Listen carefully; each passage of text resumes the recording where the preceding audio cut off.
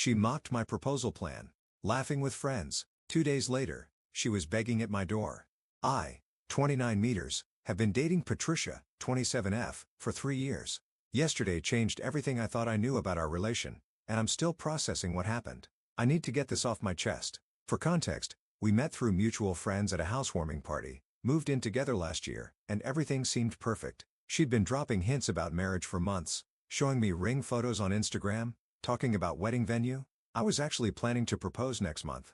Yesterday morning, I was at Local Beans, our usual coffee spot. I was in the back corner with my laptop, wearing my earbuds, but not playing anything, just trying to focus on some work. That's when I heard familiar laughter. Patricia was there with her friends, Gladys and Mary. They sat at the table right behind me, didn't notice me because of the tall booth divider. At first, I was just going to say hi, but then I heard my name. Patricia was talking about me, and something in her tone made me stay quiet. "So you're really going through with it?" Gladys asked, trying to keep her voice down but failing miserably. Patricia's laugh was different than I'd ever heard before, cold, almost cruel. "Of course, Brent's so predictable. He's been looking at rings online. I saw his browser history. God, he's such a fool." "But 3 years?" Mary sounded uncertain. "That's a long time to fake it." "Please," Patricia scoffed. "The apartment's in his name. I've barely paid for anything, and Jason's place is twice as nice. You should see his car." My hands were shaking, but I kept perfectly still. Jason, her work friend, who'd been showing up in her Instagram stories lately. "What if Brent doesn't propose when you expect?" Gladys asked. "Oh, he will. I've got him wrapped around my finger. And when he does," Patricia lowered her voice, but I could still hear her clearly, "I'm going to let him do it in front of everyone. Get down on one knee, make his little speech. Then I'll laugh in his face and tell him what a pathetic loser he is. Jason's already got our Cabo trip booked for the next day." They all giggled, and I heard ice cubes clinking in glasses. "You're so bad," Mary squealed. "What about all his friends? Your shared friends? They'll get over it. Most of them are his friends anyway, and I've got better options with Jason's crowd. Better parties, better connections. Brent's nice and all, but he's just basic. Did you know he still uses a Timex watch?" In 2025, I sat there, letting the rage build slowly, controlling my breathing. 3 years, 3 fucking years of my life, and she'd been playing me the whole time. "When's D-Day?" Gladys asked. "He always does big things at Giovanni's, that Italian place he thinks is fancy." More laughter. "I give him 2 weeks max. I've been sending him photos of that princess cut ring from Somerset Jewelers all week." They talked more about Jason, about their secret dates, about how Patricia had been stashing away money from our joint account. Everything she said made me grip my phone tighter, but I didn't move. I just kept recording. Finally, they left. I watched through the window as they got into Patricia's car, still laughing. She had no idea I'd heard everything. No idea that I'd recorded her entire confession on my phone. I drove home in a daze, but my mind was already working on what to do next. The apartment lease, our shared accounts, all the evidence I'd need. The rage had turned into something cold and focused. When Patricia came home that eve, I acted completely, asked about her day, listened to her lies about lunch with the girls. She kissed me and said she was thinking about Giovanni's for our anniversary next week. "Great idea, babe," I said, smiling. "I've been thinking we should do something special." She beamed, probably thinking her plan was working perfectly. If she only knew what I had planned for her instead. "I'll post updates as things develop. Right now, I need to make some calls and set a few things in motion. The next few days are going to be interesting." Update 1. Quick recap. Overheard my GF Patricia, 27, at a cafe telling her friend she was planning to humiliate me during my proposal, and that she's been seeing some guy Jason from her office. Well, buckle up because the last week has been absolutely insane. After that day at the cafe, I went into full detective. I know it sounds dramatic, but I needed solid proof before making any moves. The first thing I did was create a fake Instagram account and started following Patricia's friends, Gladys and Mary. These idiots post everything. Within 2 days, I had dozens of screenshots of them at different bars and restaurants with Patricia and Jason. The best part? In several photos, you can clearly see them making out while Patricia's wearing the promise ring I gave her last Christmas. But here's where it gets better. Remember how Patricia always works late on Thursdays? Well, I decided to grab dinner at that small Thai place near her office. Guess who I saw sharing pad Thai and playing footsie under the table? Yep. Patricia and Jason. Looking very much not like co-work. I wasn't going to do anything stupid. I just sat at the bar, ordered a beer, and recorded a few clips on my phone. The funny part is how they were so caught up in their little world, they didn't even notice me. Patricia was literally wiping sauce off his chin while wearing my hoodie. The audacity of this woman. The next day, I ran into Gladys at the grocery. She looked like she'd seen a ghost. I just smiled and asked her how the cafe meetup was last week. She started stammering about how she had to go, but I kept her there by asking innocent questions about Patricia. "Oh, how's she doing with that big project at work? Must be stressful with all those late meetings." Gladys was sweating bullets. I decided to really twist the knife. I pulled out my phone and showed her the engagement ring I'd been planning to propose with. It was just a photo from Google. Her face went through about 5 different emotions in 3 seconds. She immediately called Patricia after leaving the store. I know because Patricia called me 5 minutes later, being suspiciously sweet and asking about dinner plans for the next few weeks. My friend Jacob helped me set up the next phase. He works at the same company as Patricia and Jason, but in a different department. Through him, I learned that Jason isn't just some random guy. He's actually in the middle of a divorce, which Patricia had no clue about. He's been feeding her lines about leaving his wife for months. I've been playing it cool, acting extra loving, and dropping hints about our future. Patricia's been eating it up, probably thinking her plan is working perfectly. Yesterday, she even left her phone unlocked while taking a shower. I didn't need to snoo. Her messages with Gladys were right there on the screen. He's totally going to propose soon. Everything's perfect. Jason says we can go public right after I dump Brent. Here's the best part. I've booked a table at that fancy steakhouse downtown for next Saturday. Patricia thinks it's for a proposal. Her friends all RSVP'd to come celebrate with us after. Even Jason's planning to be at the bar, coincidentally, to watch the show. Little do they know, I've got a whole different kind of show planned. I've already lined up a new apartment. My stuff's been slowly disappearing from our place. Nothing obvious, just things she wouldn't immediately notice. The ring box I'm bringing to dinner, it's got printouts of all their photos and messages, plus a special note just for her. The hardest part has been acting normal. Every time she kisses me or talks about our future, I have to resist the urge to call her out right there. But watching her dig herself deeper, planning my humiliation while I'm planning something much bigger, it's almost poetic. My hands are shaking just writing this, but not from sadness, from anticipation. Saturday can't come fast and I've got everything documented, witnesses lined up, and an exit strategy ready. Patricia thinks she's about to star in her own little romance movie, but she has no idea she's actually in a tragedy of her own making. I'll update again after Saturday, and trust me, you won't want to miss what happens next. Edit. Thank you all for the support. And to those asking, yes, I've got all the evidence backed up in multiple places. I'm not leaving anything to chance. Edit 2. A lot of you are asking about Jason's wife. Don't worry, she's gonna get all the evidence too. I'm not the only one who deserves to know the truth. Update 2. Everything went down last night, and I'm still processing it all. Thanks for the support from my previous posts. You guys helped me stay focused when I needed it most. I made the reservation at Bella Rosa for 7:30 p.m. It's not some fancy 5-star place, but it's the nicest Italian restaurant in our area, and Patricia had been dropping hints about it for months. I knew her friends, Gladys and Mary, would be there. They'd been texting her all day about the special night. Little did they know, I wore that blue suit Patricia always said it made me look handsome, picked her up at 7, and she was practically glowing. She kept checking her phone during the drive, probably texting updates to her friends and Jason. I just kept smiling, remembering how she'd laughed about her plan to humiliate me.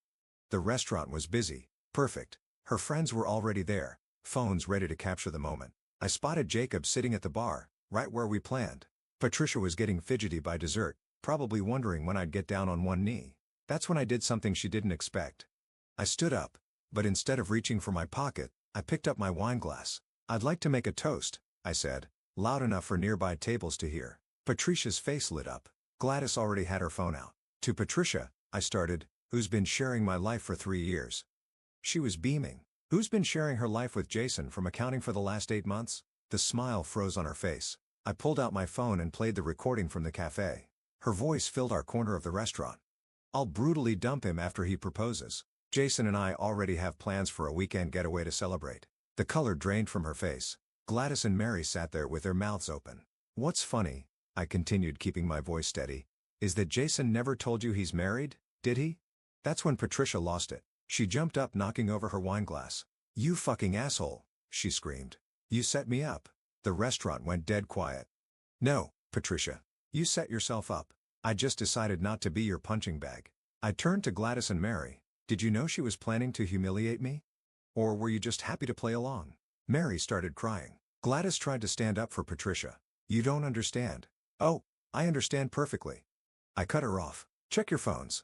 I just sent you both some interesting screenshots of Patricia's conversations with Jason, specifically the ones where she brags about playing both of us." Patricia lunged for my phone, but Jacob was already there stepping between us. "Don't," he said quietly.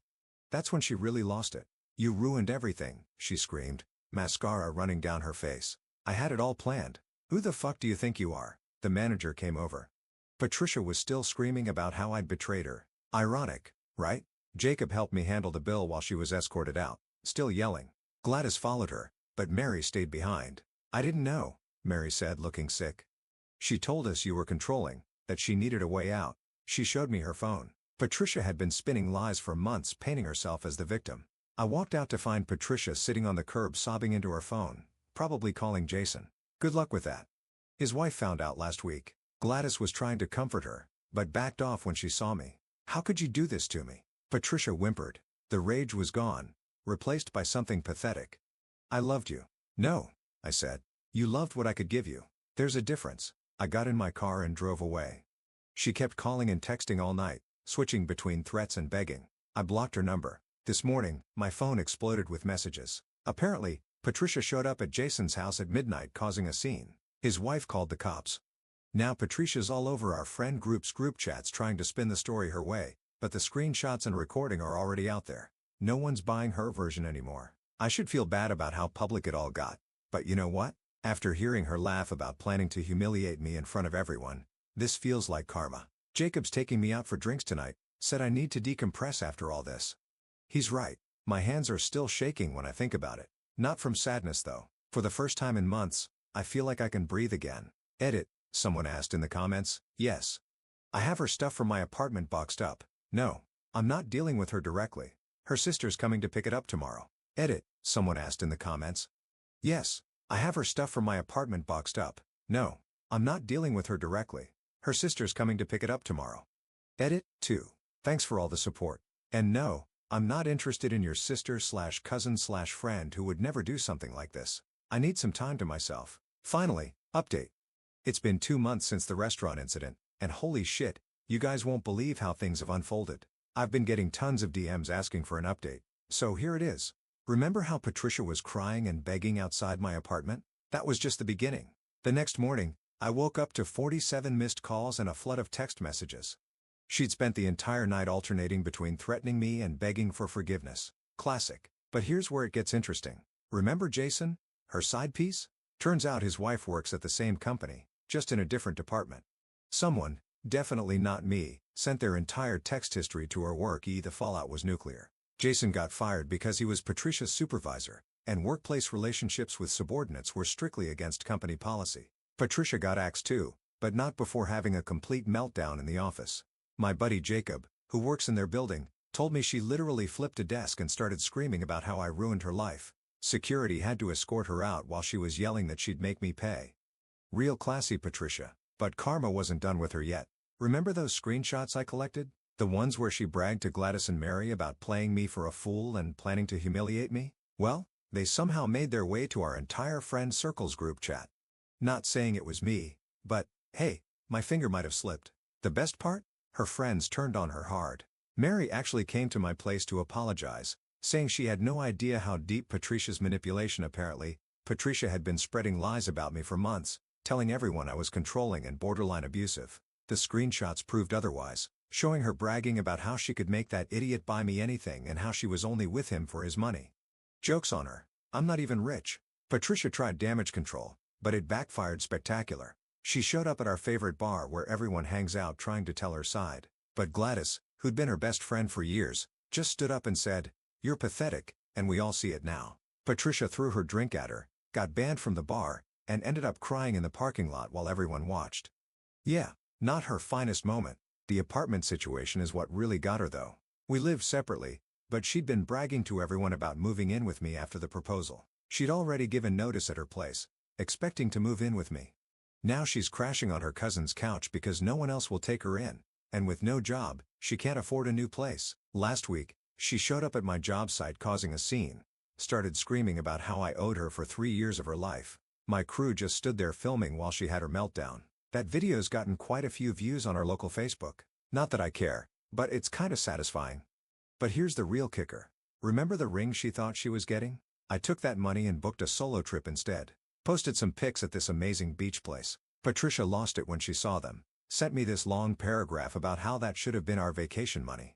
Oh, and speaking of photos, met someone, Ramona. She's nothing like Patricia, actually has her own life, own career, doesn't play games. We've been seeing each other for a few weeks now. She saw Patricia's latest social media rant about me. Yes, she's still posting. And just laughed saying, sounds like someone needs a hobby besides stalking their ex. Patricia found out about Ramona through Instagram and went nuclear, started messaging Ramona with warnings about me. Ramona just sent back that video of Patricia's parking lot meltdown and blocked her. God, I love this woman. The cherry on top? Patricia's parents, who always treated me like family, called me last week. They apologized for their daughter's behavior and said they raised her within this. Her mom was crying saying she's so ashamed. Must have been humiliating. Everyone in their church group seen the videos by now. So, yeah, that's where we're at. Patricia's jobless, friendless, and apparently moving back in with her parents' neck. Her reputation's shot, and she did it all to herself. Meanwhile, I'm doing better than ever. Karma's a bitch, but not as much as Patricia. Edit, thanks for all the awards and messages. To answer some common questions, yes, I'm still with Ramona. Things are going great. No. I haven't heard from Jason's wife, but apparently she took him for everything in the divorce. And, yes, Patricia's still trying to contact me through fake accounts, but at this point, it's just sad. Edit 2. Stop asking for the meltdown videos. I'm not sharing them. This isn't about public humiliation, even if she deserves it. TLDR, ex tried to play me, ended up playing herself, lost her job, friends, and dignity. I found someone better and couldn't be happier.